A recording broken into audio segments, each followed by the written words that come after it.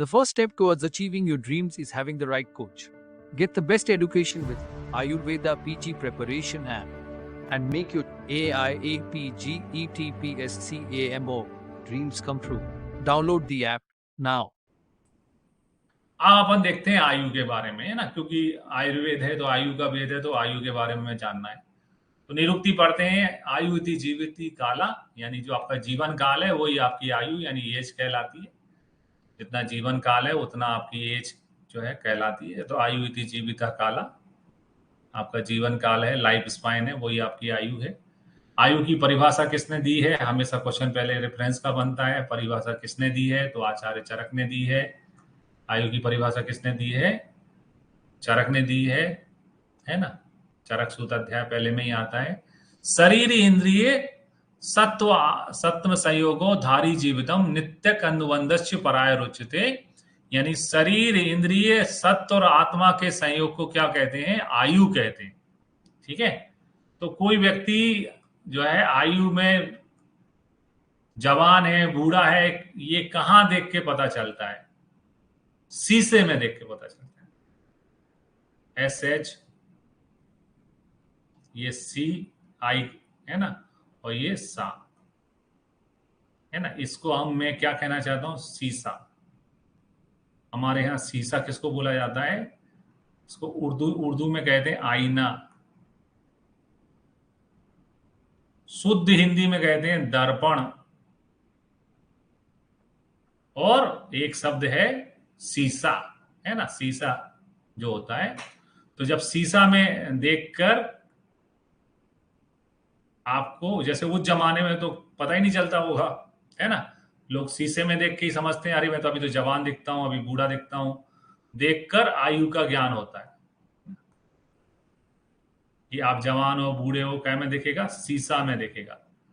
जाके देखो शीशे में कैसे दिखाई दे रहा है बूढ़े, ऐसा अपन ताना मारते हैं। तो शीशा, ये शरीर का सा, इंद्री का आई, सत्व का सा और आत्मा का आ, तो ये हो गया शीशा। आयु जो है वो शीशा यानी कि 4 शब्दों से मिलकर बनी है, शरीर इंद्रिय सत्व और आत्मा, जिसको अपन शीशा बोल सकते हैं। और एक कहावत भी है, बोलने में भी आता अपन को, जाके अपनी शक्ल देखो शीशे में, कैसे बूढ़े नजर आ रहे हो, जवान नजर आ रहे हो, ऐसा करके अपन बोलते हैं। तो शरीर इंद्रिय सत्व आत्मा, इनके जो है संयोग को क्या कहते हैं? आयु कहते हैं। और इसके कुछ पर्याय होते हैं। कौन कौन से पर्याय होते हैं? तो आयु के पर्याय होते हैं, उसको धारी कहते हैं क्योंकि वो शरीर को धारण करती है। जब तक हमारी एज है तो हमारा शरीर भी काम कर रहा है। जीवितम है, जब तक हमारी आयु है हमारा जीवन रहता है। आत्मा से इसका नित्य संबंध होता है, नित्य अनुबंध होता है। नित्य संबंध के जगह नित्य अनुबंध बोल दो, है ना। आत्मा से आयु का अनुबंध होता है, जब तक आत्मा है आयु रहेगी। तो नित्यक और अनुबंध ये आयु के पर्याय होते हैं। एक और पर्याय जो है चरक में बताया गया है, जो पहले चैप्टर में नहीं बताया। 2 बार पर्याय आते हैं। ये अध्याय फर्स्ट में आते हैं, 4 आते हैं अध्याय फर्स्ट में, और एक जो है वो 30 चैप्टर में आता है। 30वें अध्याय में एक फिर से पर्याय चेंज हो जाता है, वहां चेतनानुवृत्ति आता है। ये 30 चैप्टर में आता है, ये पहले चैप्टर में आता है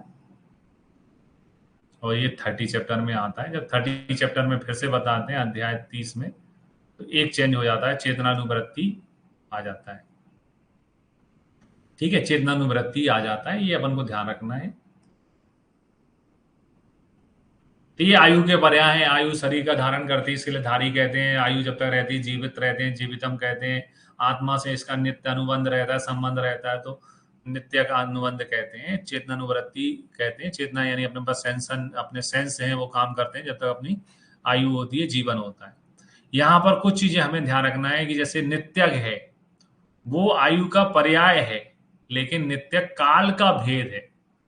काल के 2 भेद होते हैं, एक नित्यक होता है और एक अवस्थिक होता है।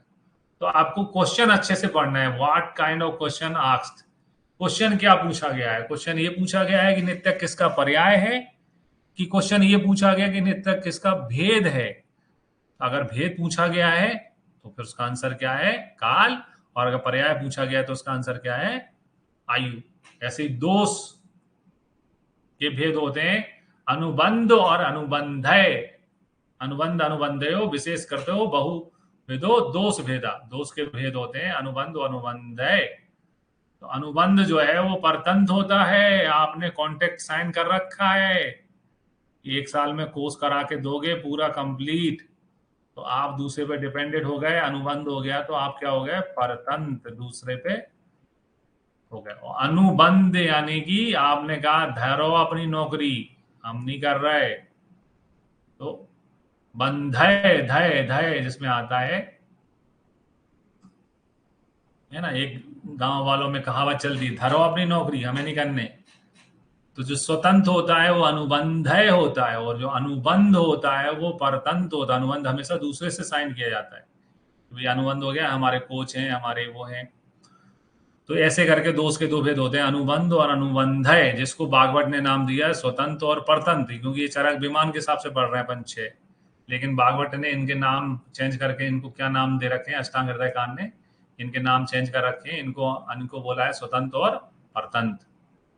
अष्टांग हृदय में इसके नाम चेंज हैं, इनको नाम दिए गए हैं स्वतंत्र और परतंत्र। अनुबंध परतंत्र होता है और अनुबंध है स्वतंत्र होता है। फिर आते हैं आयु के प्रकार। आयु के प्रकार कितने होते हैं, तो चरक के हिसाब से पूछेंगे तो 4 प्रकार होते हैं जो उनकी परिभाषा में थे, हितायु, अहितायु, सुखायु और दुखायु। तो आचार्य चरक के अनुसार आयु के प्रकार कितने होते हैं, वो 4 होते हैं।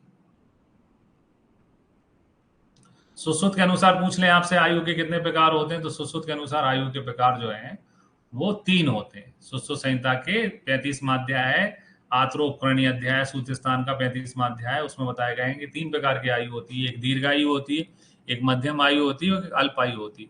तो यहाँ पर अच्छी और बुरी आयु के हिसाब से नहीं, आयु की मतलब ईयर्स के हिसाब से बताएगी, साल के हिसाब से बताएगी, दीर्घ आयु, मध्यम आयु, अल्प आयु। जैसे 25 साल से कम होती तो अल्प आयु मानते हैं। इसके अलावा आयु के लक्षण, यानी हितकर आयु कौन सी होती है, दुखकर आयु कौन सी होती है, सुखकर आयु कौन सी होती है, असुखकर आयु कौन सी होती है, उसका वर्णन कहाँ किया गया है। तो हितकर, अहितकर, सुखकर, दुखकर आयु का वर्णन चरक सूत्र स्थान के 30 चैप्टर में, पहले चैप्टर में नहीं है, परिभाषा पहले चैप्टर में। ये देखो, ये पहला, ये जो है परिभाषा पहले चैप्टर की है ना, आयु की परिभाषा पहले चैप्टर की है, लेकिन वो उसकी आयुर्वेद की परिभाषा पहले चैप्टर की है, लेकिन इन आयु के 4 प्रकार के लक्षणों का वर्णन कहाँ है, 30 चैप्टर में आया है। तो ये हमें अपन को ध्यान रखना है कि आयु के लक्षणों का वर्णन जो है वो कहाँ है, अर्थे 10 महामूल्य अध्याय, चरक सूत्र अध्याय 30 में किया गया है। ये दोनों में डिफरेंस है, ये हमें ध्यान रखना है। ठीक है, अब आगे बढ़ते हैं। आयु के बाद में चूंकि हमने स्टार्ट किया है आज से शरीर क्रिया विज्ञान पढ़ना, तो सबसे पहले हम शरीर के बारे में देखेंगे कि शरीर क्या है। तो निरुक्ति में आते हैं, सबसे पहले देखते हैं निरुक्ति में, शीर्षते तत् शरीरम, यानी जिसका शरण होता है, नुकसान होता है, जिसकी हानि होती है, वो है शरीर। किसी का शरीर हमेशा जवान एक जैसा नहीं रहने वाला है। तो शीर्षते तत् शरीरम, ये शरीर की निरुक्ति है। परिभाषा में कहा है, दोष धातु मल मूलम ही शरीरम, यानी शरीर कैसे बना है, दोष धातु मल मूल से बना है। ये शरीर के मूल है दोष धातु और जो है मल। तो ये फेमस श्लोक है, सभी को याद रहता है, दोष धातु मल मूलम ही शरीरम, जो कि किसका श्लोक है, सुश्रुत का, फेमस है, सभी के जवान पे चढ़ा हुआ रहता है। अब इन्हीं शब्दों को अष्टांग संग्रह हृदय ने कैसे बोला है ना। तो अष्टांग संग्रह में है, दोष धातु मल मूलो ही देह, शरीर के यहां देह शब्द यूज कर लिया। अब एग्जाम में आ जाए और हमें पहचानना पड़ जाए कि भैया किसका श्लोक है, तो देखो यहाँ दोष धातु मल मूलो ही देह, हा लिखा है, हा देह, यहाँ पर अष्टांग संग्रह, हा लास्ट में हा आता है, अष्टांग संग्रह का है। और अष्टांग हृदय में क्या है, दोष धातु मला मूलम सदा देहस्य, सदा लिखा है, संदा नहीं लिखा, संदा नहीं लिखा है, सदा, सदा देहस्य। यहां पर देखो श्लोक में क्या आता है, हा आता है।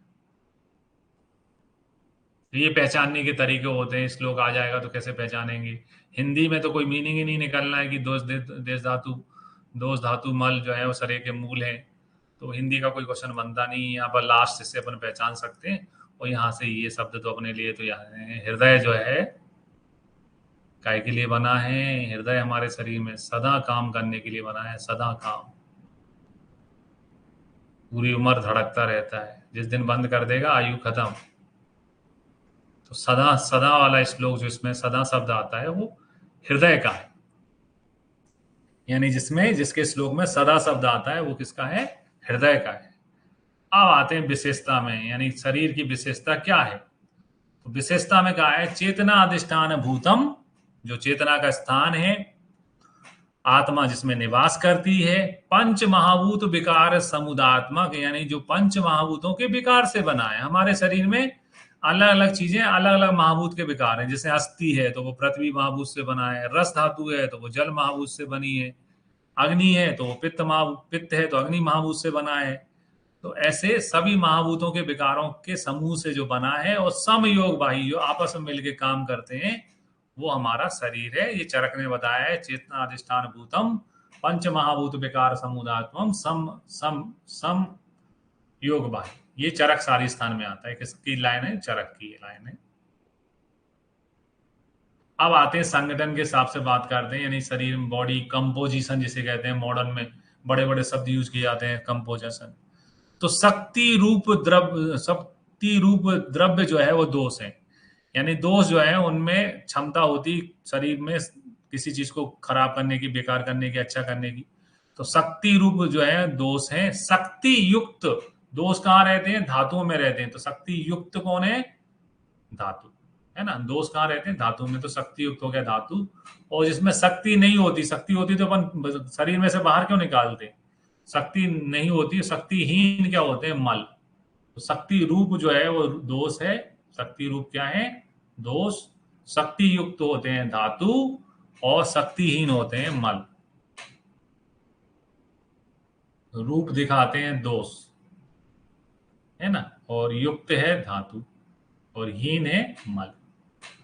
यह हमें ध्यान रखना है।